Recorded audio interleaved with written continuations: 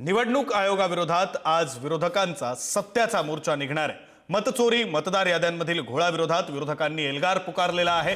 ठाकरे बंधूंसह काँग्रेस आणि राष्ट्रवादी मोर्चात पूर्ण ताकदीने उतरणार आहेत, तर महाविकास आघाडीतील इतर पक्षांचाही मोर्चामध्ये सहभाग असणार आहे। दुपारी 1 वाजता फॅशन स्ट्रीट पासून या मोर्चाला सुरुवात होईल, तर मुंबई महानगरपालिका प्रवेशद्वाराजवळ मोर्चा थांबणार आहे। मोर्चात सामील होण्यासाठी कार्यकर्ते मुंबईत येण्यासाठी राज्यभरातून रवाना झालेले आहेत।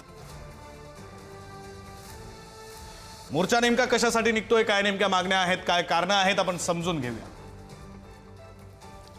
निवडणूक आयोगाचा कारभार हा बेजबाबदारपणे सुरू आहे असा विरोधकांचा, महाविकास आघाडीचा आणि मनसेचा आरोप आहे। मतचोरी केली जाते असा दावा विरोधकांचा आहे। मतांमधील घोळ हा कायम आहे आणि तो घोळ थांबावा ही मागणी आहे। निवडणुकीतील गैरव्यवहार होत आहेत आणि त्यामुळे ते गैरव्यवहार होऊ नये तशी मागणी आहे।